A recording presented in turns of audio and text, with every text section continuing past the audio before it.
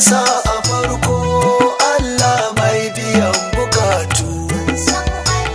marar bukata gashi a kansa ya wadatu, wanda sai ya shiryar in ya so su zan fatatu. Jalali kenan Allah malikil malakuti, sayyidul wara annahu khatimul nubuwati. kai ka gaji raina Allah rabana buwayi, yadda ka so kake yi Allah babatun sumayi, wanga sarki na manzan Allah san ka dubu ke yi,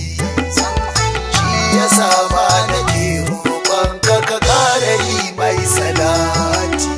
sayyidul wara annahu khatimul nubuwati. biyayyen ma'aika annahu mai dubun masoya. shugaban halittu salsa da ƙyar nake ta koya. ƙasa ciki sahabbai alayensa duka sanya. har dukan waliyai mai ƙaunar su shi yake kan saiti. sayyidul wara annahu khatimul nubuwati. Sani ba zan shige ba dole in je in gaida abba, shugaban masoya mun hanyar gari na zaba, maula ya ka sake jana duk rinsi ba zan saki ba, sayyidi sharif sani alhamdulillah yi ma baiti. sayyidul wara annahu khatimul nubuwati. ya uban mazaje wane ne irin ma'aiki. sagaban gwarzo mai kame dukan mayaki. mai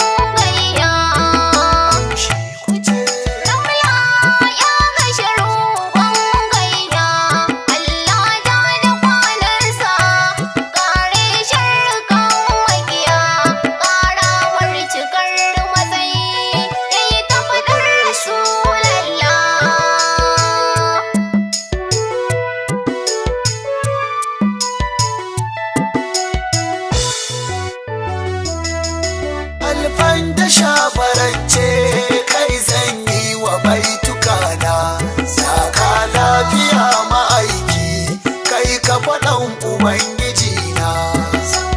taimaka ma aiki ƙara shiga cikin shiri na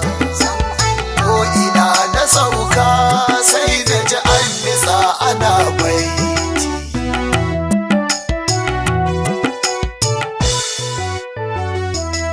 arzikin halittu tun farkon su har da ƙarshe kai ka nuna hanya ta tsira ba wajen hasashe na harar zuwanka allolinsu sun fusashe sauka da kyawun iyaye kai ne jabir kusura ce sayyidul wara annabi katimun nubuwa ce ka wuce makamai don haka san ka ya tsumani mai hawa da sauka tunanin kyanka ya gine ni ubangidan sahabbai baitocinka sun rufe ni mahamudu taimake ni kai ne jami'ul fiyudati sayyidul wara annabi katimun nubuwa ce shugaban rabawa ka iya baiwa mai riƙewa farko da gane doge ƙara min ka zama daɗawa wasu da ma ka yi mun dan ashirin ka banawa na sanni sannu kai ne sarawar aduwa ce sayyidul wara annabi katimun nubuwa ce wallahi annabin nan duk matsayi yana kasanka ka mure kurungus ka wuce dukkanin iyaka ka mure tunani ina Allah yake aje ka ko ina kana nan sannan ka nutse cikin zati sayyidul wara annabi katimun nubuwa ce na yi kuka na zo ba zamani ba kai wuta rike ni ban arba da kyan sufa ba jinkirin da na san bai zama tsari ba har a yau kana nan ba sauri gurin kamala ce sayyidul wara annabi katimun nubuwa ce shaciran halittu shale ma uban marayu annabi muhammadu du mai rai da kai ya rayu alhayatu din nan da a jikinka daga ta boyu zaman ka lafiya lau kai ne rahatul sahabati sayyidul wara annabi katimun nubuwa ce na so na huta ba dan na gaza dai ba ran da ke jikina ba zai ƙara baitukan ba laifukan da na yi na tuba ba zan kuma ba